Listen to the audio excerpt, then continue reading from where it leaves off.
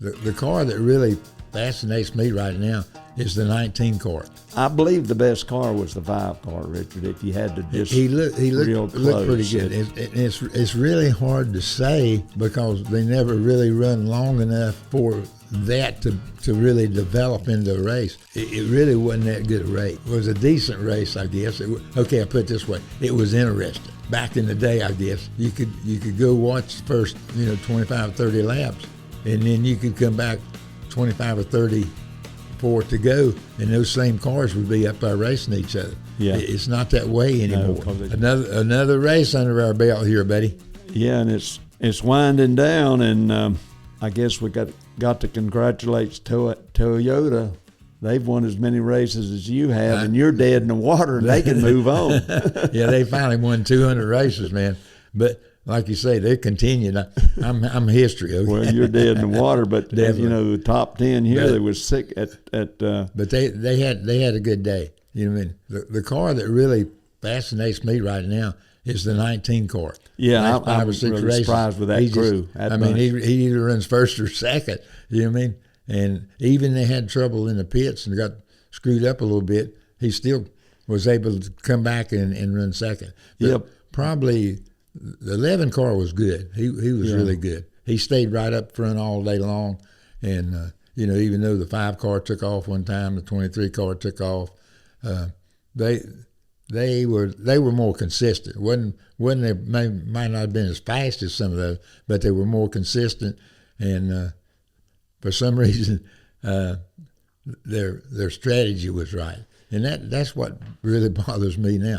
I sit there and I watch the first segment, and then I watch the second segment, and to me, I can't really get interested in those segments because they really don't mean anything. Because the third segment is where the race really starts. But you say that the 3 car stayed up there and got him a little bit. He finished 6th, I guess, and got him a few points. Austin Dillon. Yeah, he finished way back. I know it, but in one of the stages. Oh yeah, okay, yeah. About. The way they pitted, yeah. he stayed out, and a bunch of them pitted. Yeah, but the disappointing thing about the 19, they qualified way back in 3rd, Richard. Yeah, he had a bad day, right? He had a bad qualifying, but the track, it looked, and I guess there was some brake trouble because the 10 broke a rotor, and I think there's one car that didn't have no rear brakes, but those corners were sharp, Richard. Well, you're looking down on the racetrack. It looked to me, it looked just like Martinsville. The only thing is a little bit over a mile, where Martinsville's half mile. But they got great long straightaways and pretty short corners. Well, you say Martinsville, it looks like the old Hillsborough dirt track too. But that's dirt and asphalt does look different. Yeah, okay. Yeah, the strategy was laid out, and then there'd be a caution, and that changed everything. That would change everything, because I know at one time I thought we was having some pretty good strategy with a 43 car, and then they had a caution, and that just threw everything out the window. Yeah. And it wasn't just us. I mean, everybody kind of figures, okay, we're going to run, 50 laps or 75, whatever, and they really figure on that. So they make their adjustments for that, and then all of a sudden in the middle of that, there's a caution, and that's out the window, and you got to start all over again. But I believe the best car was the 5 car, Richard. If you had to just he looked pretty good. It's really hard to say because they never really run long enough for that to really develop into a race. Because the 23, when he got out front, he just drove off and left everybody. I get that. You know what I mean? And then on one of the restarts, it stuck in gear, and the 5 hit him, and then somebody hit the 5. Yeah, and they went all the way back. Yeah. Well, that flap come down. So yeah. They just so many variables that, and okay, we're getting all that on television, and I know it's exciting to be there, but do them people in the grandstand, unless they're watching, I don't understand. There's no way that you can sit in that grandstand and watch, okay, here's 15 cars up front, and they run a while, and everybody makes pit stops, and there's a new whole 15 more cars up front. Where'd they come from? Yeah. You know what I mean? And those cars are in the back, and then they just keep shuffling around and moving up and down. And, who passed who made a pit stop, who's on new tires, who's doing what. And, and then did they wind up on gas deal right there at last? They had to make a pit stop and then had a caution. Well, the last caution cleared up all that. Okay, I was thinking that there was some of them that might could have made it and some of them that couldn't. And then that last caution put everybody on even keel. If they didn't want to stay out. Well, the 6 car stayed out, and he dropped like a rock when on the restart. He went way back. He really the car that stayed pretty steady was the 22 car. He wasn't that good, but he wasn't that bad. Yeah. You know what I mean? He just stayed and stayed and stayed. And the 42 car done the same thing. Yeah. With new tires and after restarts, they could outrun him pretty bad for maybe 10 or 15 laps. And then he'd settle in, and from then on, the guys behind him couldn't catch up with him. So their strategy was really good, and it wasn't that he had a fast car; he had a steady car, and so he made up time because he could run so regular. But what we're talking about is a good race, Richard, and everything. But it was a good race, and they raced, but they couldn't pass each other. They could get down on the inside, and then they couldn't get back in the gas and get back. They really got down on the inside when that 5 car went through there and gained a football field and hit that 12 car. It reminded me of the race at Richmond when the 3 car done the same thing on the 22 car. Yeah, I remember that. And that he just didn't hit him as hard. Yeah. Okay. Yeah. They told. But I don't know that he was figuring when he went in there, when the 5 car went in there and done that, maybe he thought that he was going to be able to slide up behind that car because he just hit him about that much. That's all it takes. I know, but what I'm saying is that maybe he just misfigured or whatever. He sure did. He sure, no question he sure about spun that 12 car just like that. But I don't think he done it. Well, no, he didn't go in there to spin him out. Yeah, but he did. But he did, right. I don't know. It was another interesting race, and I'm surprised they didn't have more brake fades. You know what I mean? Well, you would think with those long straightaways and sharp stuff, it corners would really be. And like you say, we know a couple of people that had brake problems. Maybe some others had brake problems that maybe it didn't show up on TV. They might have had to nurse it or something, right. Yeah. But they're rolling right along, ain't they, Richard? Yeah. But overall, if you had to judge this race, it really wasn't that good a race. I mean, you know what I mean? It was a decent race, I guess. I put it this way: it was interesting. Yeah. Okay. But that's what a lot of them been, Richard. A bunch of them are just they're interested, and you have to stay with the race to see what comes out at the end.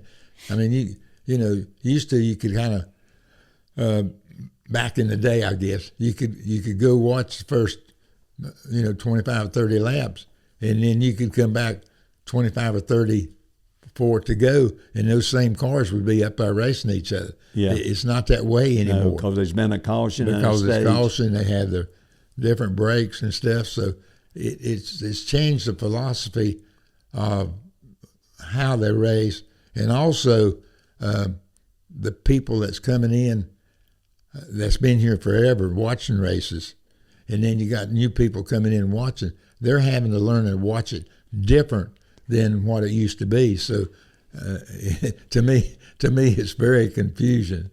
But another thing about it, Richard, on that big a track, it was a very short race.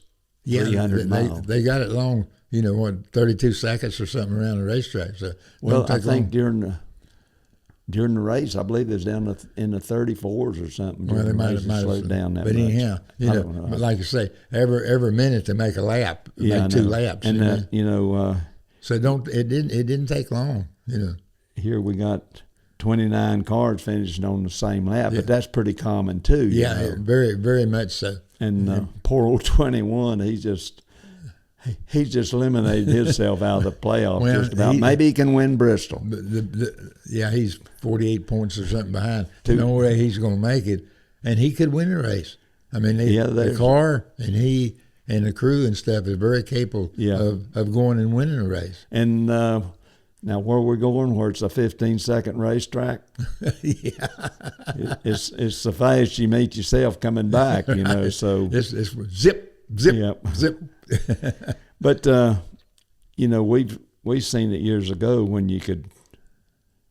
I think there's a picture somewhere of you and Buddy Baker and somebody else running 3 abreast for several laps. You know, and they can't do that no more because it's. See, when they first built Bristol, it was a little bit flatter, and it was a heck of a good racetrack. I thought it was too. But the guys that owned it, somebody down the road had a faster racetrack. Yeah. And he said, "Wait a minute, if we're going to be in racing, we got to have the fastest track." So they come back and bank it, and it is fast. And it's fast, but it's quick. I'll put it that way. Yeah, it's quick for sure. In 14, 15 seconds. Yeah, but it's a Saturday night thing, and it's going to be cool. It's going to be cool. And I don't know what their tire situation is, whether they got real soft tires or whether they wear out quick. You know what I mean? And if they wear out quick, they're really going to wear out quick because it's going to be cool, and they should get the traction should be really, really good. I hope they don't wear out where they blow tires up there because they'll hit hard. As long as they don't blow tires, I'm okay. But I know you're going to be up there, but old Dale's going to be at home, and I might have to take me a nap a little bit in the afternoon to stay up and see all of it. But we're into another Bristol race. Yeah. Where do we go after Bristol? It's New Hampshire, Richard. Okay, you know, New Hampshire. Okay. You know, you're talking about New Hampshire. They tried something different up there with a plate or something, and Jeff Burton. Yeah, sat on pole and led every lap. Because they couldn't pass each other. Yeah. You know, and that's somewhat like it is right now with no horsepower. A whole lot like it is now. But that's one of the deals where if they do next year, they're talking about maybe a little bit more horsepower on the shorter tracks, you're going to see better racing because when them guys can get up behind or beside somebody, they can go. See, the way it is now, you go down and you're in front of a car and you mess up a little bit and the car behind you, he's on it. You just grab another gear and you make the same time. So with a little bit more horsepower, it should make it. It's going to make it different on whether it be interesting or what. Talking about changing gears, of course we changed gears at Riverside and the road courses, but when we first got a transmission where we could change gears built for Pocono, I remember going up there with you, and you went out the first time and you said you can take that out because I ain't taking my hands off the steering wheel going down into one. When you drive down in that corner at 180 mile an hour, I don't want to be one-handed it. You know what I mean? I got to hold on. Okay, but we've seen some changes, ain't we, bud? We've seen a bunch. We're going to see some more. Yep, I hope.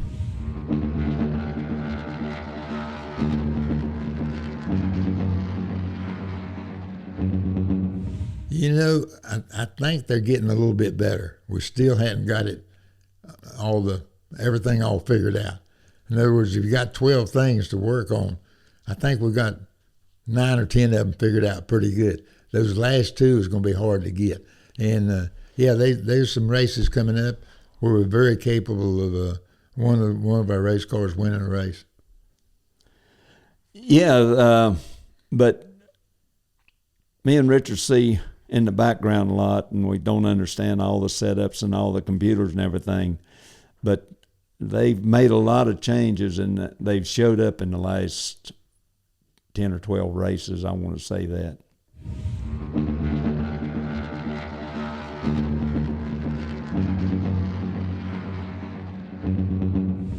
Yeah, he's still got a shot. Just because all those, he's 15 points behind, 16 points or something. Anyhow, he's right there. So that if one of those guys that's already in the playoffs, if they really have bad trouble, you can catch up 15 or 20 points just because you have a wreck or something like that. So it's a slim possibility that it'll get in, but it's getting slimmer. I'll put it that way. He's going to have to. I don't think he'd make the cut because I picked him for my final four. But I think the first two races in the playoff, he's got a little bit over his head and got in trouble that's really hurt him.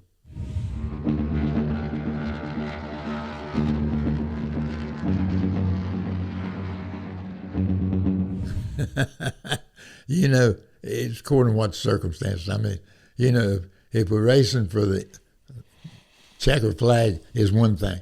If you're racing in the middle of the race, it's a different situation. So I would have probably had, when the race was over, I'd have probably said, hey, buddy, you know, and don't do that no more, okay?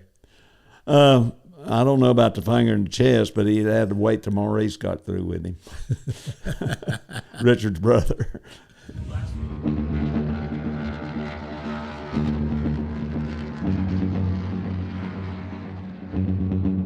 You know, Bill came on and done a really good job. They had a really good team. I really didn't associate with him that much. They were up in High Point, and we was down here in Level Cross. So the only time we seen him was at the racetrack, and socially, I never really hung out with him. Yeah, Bill was a great guy, you know, and he just come in and done a decent job with his race car and race team, and then he was gone, went back and done his ranching, I guess, and then I think his wife run the trucking company. So all in all, he was a great guy.